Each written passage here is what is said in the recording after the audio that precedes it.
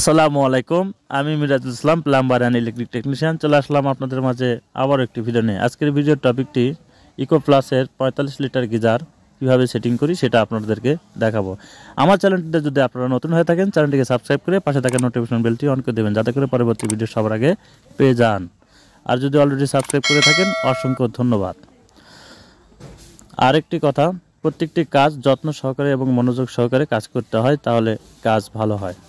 তো চলুন আমাদের সেই মূল ভিডিওতে। এই যে দেখতে পাচ্ছেন গিজার, আমরা প্রথমে গিজারটিকে আনবক্সিং করতেছি। গিজারের প্রথমে আমরা পেলাম একটি সেফটি ভালভ, এবং সেফটি ভালভের সঙ্গে একটি পাইপ থাকে, সেই পাইপ। তো আনবক্সিং করার সময় খুব যত্ন করে সহকারে খেয়াল করে রাখবেন, প্রত্যেকটি জিনিস যেন যত্ন সহকারে বের করা হয়, কেননা প্রত্যেকটা জিনিস খুব কার্যকরী এবং প্রয়োজনীয়। পলিথিনটি টান দিয়ে নেওয়া হলো গিজারের। তারপরে গিজারের দুইটি লাইন আছে, একটি ইনলেট একটি আউটলেট। ইনলেট সবুজ কালারটা, আর লালটি হলো আউটলেট, অর্থাৎ গরম পানি বের হওয়ারটা। আর সবসময় খেয়াল রাখবেন, এই যে সবুজ অংশটাকে সঙ্গে আমাদের সেফটি ভালভ লাগাতে হবে, এবং সবুজটার সঙ্গে আমাদের পানির লাইনের ইনপুট কানেকশন করে দিতে হবে। সবুজটাতে পানি ঢুকবে এবং লালটাতে বেরোবে। আর এই যেটা দেখতেছেন, এটা হলো থার্মোস্ট্যাট। এটা বামে দিলে কমে যাবে, ডানে দিলে বেড়ে যাবে। মোটা দাগগুলো আপনার বাড়তির দিকে, এটা মিডিল, তারপরে ফুল। এটা দ্বারা আপনার গিজারের কত ডিগ্রি তাপমাত্রায় গিজারটাকে অন অফ করবেন অটোমেটিক, সেটার জন্য এই ভলিউমটি। এটা আমরা সব সময় চেষ্টা করব সর্বোচ্চ হাই দিয়ে রাখতে। হাই দিয়ে রাখলে আমাদের প্রায় 90 ডিগ্রি তাপমাত্রা পানি গরম হওয়ার পরে গিজারটি অফ হয়ে যাবে, কয়েলটি অফ হয়ে যাবে। তাহলে আমাদের গিজারের পানি অধিক পরিমাণে গরম পাবো, তার কারণে আমরা ব্যাকআপও বেশি পাবো। আরেকটি কথা, আমরা এই যে ইনপুটের সঙ্গে আমরা সরাসরি এখানেই কিন্তু সেফটি ভালভটি লেগে দিতে পারতাম, কিন্তু এটি একটি ব্যতিক্রমভাবে লাইন সাজানো হচ্ছে এই গিজারটি। এখানে আমরা সরাসরি এইভাবে সেফটি ভালভটি লাগাবো না, কেননা এখানে এইভাবে লাগানোর কারণ হলো এই বিল্ডিংয়ে উচ্চতা কম, একতলা বিল্ডিং, তো সেখানে পানির প্রেশারটা অনেক কম। আবার এখানে আমি এলবো লাগাই নিচ্ছি, যাতে করে আমার গিজারের কানেকশন পাইপটা লাগাতে সহজ হয় এবং সুবিধা হয়।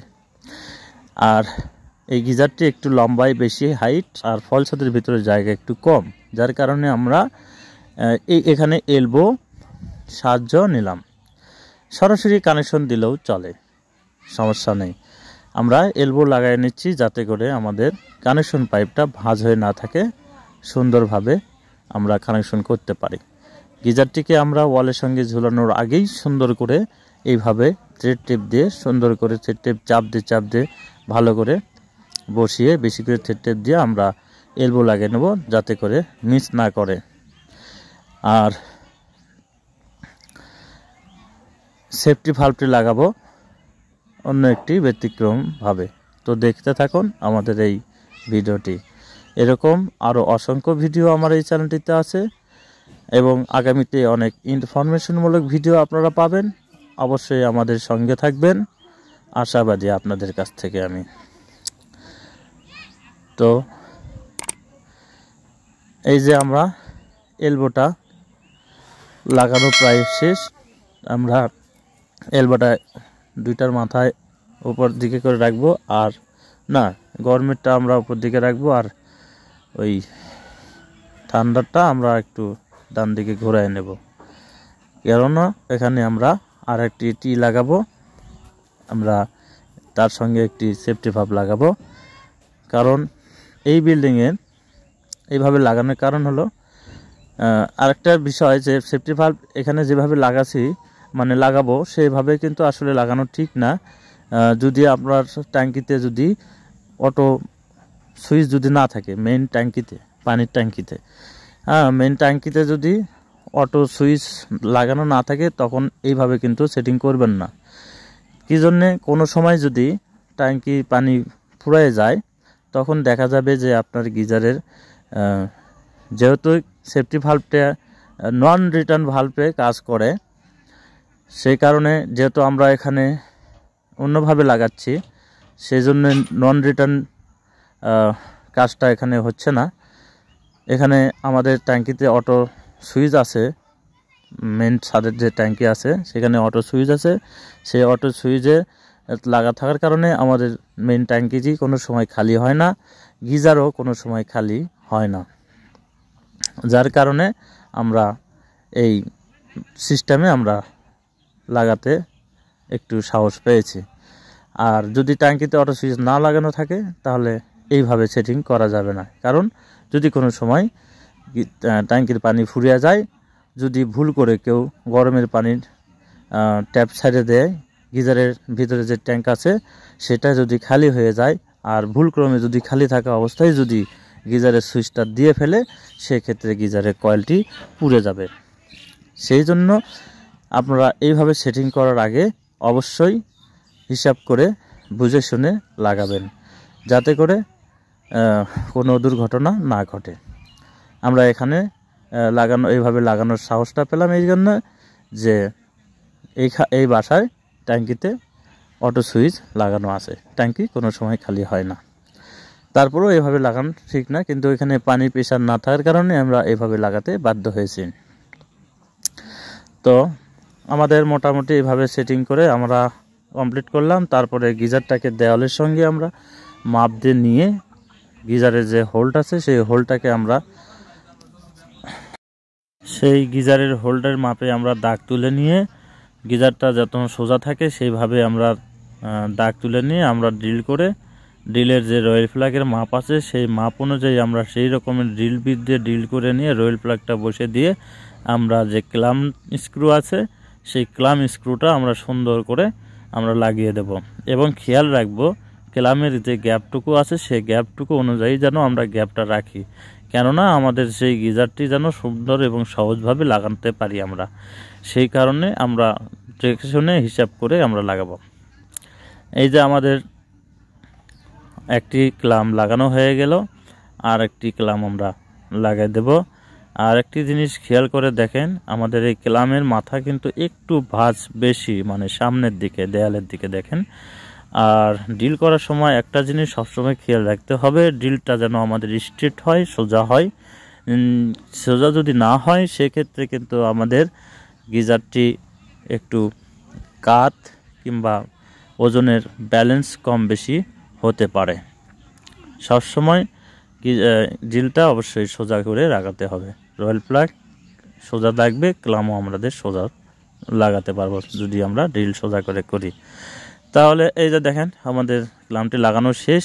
এই যে ক্লামের মাথাটা একটু সামনের দিকে নুয়ে পড়া, আমরা একটু হালকা চাপ দিয়ে ব্যালেন্স করে নিলাম, স্ট্রেট করে নিলাম।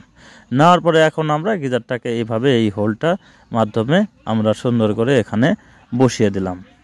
আরেকটি কথা হলো যে অনেক সময় আমি দেখতে পারি যে অনেকে দেখা যায় যে গিজারটা যেটা ক্যাটালগে দেয়ালের সঙ্গে ঝুলিয়ে লাগাতে বলা হয়েছে, অনেক সময় অনেকে করে কি গিজারটি মেঝেতে রাখে। সেক্ষেত্রে অনেক সময় গিজারের কয়েল পুড়ে যায়, দুর্ঘটনা হয়, পানি ঠিকমতো গরম হয় না, এরকম নানান ধরনের সমস্যা হয়। সবসময় গিজারের যে কোম্পানি ক্যাটালগ দিয়ে রাখছে সেই ক্যাটালগ অনুযায়ী আমরা কাজ করব, সেটা অবশ্যই মাথায় রাখব। কারণ কোম্পানি খুব হিসাব করেই কিন্তু আমাদেরকে এই প্রত্যেকটা গিজারের সঙ্গে ক্যাটালগ দিয়ে রাখে। সেই ক্যাটালগ অনুযায়ী আমরা কাজ করব এবং কানেকশন দেবো এবং নিয়মকানুনগুলো মানব। গিজারের যখন পানি ঢোকা কমপ্লিট হবে, হাওয়া বের করে দেওয়া হবে, ইউজার ম্যানুয়াল যে বইটা আছে অবশ্যই সেটাকে ফলো করবেন। পানিটা সম্পূর্ণ এইভাবে ইনপুট আউটপুট কানেকশন কমপ্লিট হয়ে গেলে এই যে আমরা ইনপুটের কানেকশনটা দিয়ে দিলাম, ঠিক আছে, দিয়ে দিলাম। ইনপুট আউটপুটের কানেকশন দেওয়া হয়ে গেলে তারপরে আমরা গিজারের গরমের যে ট্যাপটা আছে সেই ট্যাপটা আমরা ছেড়ে দিয়ে পানি পরিপূর্ণ করব গিজারে।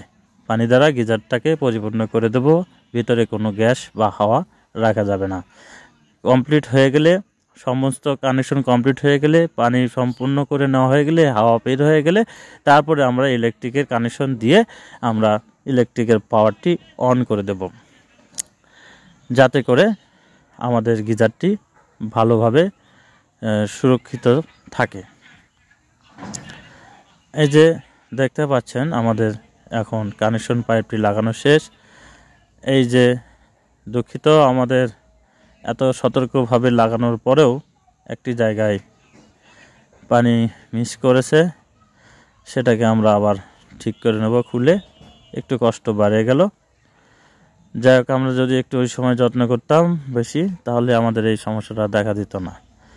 ঠিক আছে, আমরা দেখেন আমাদের এখন লাগানো প্রায় শেষ।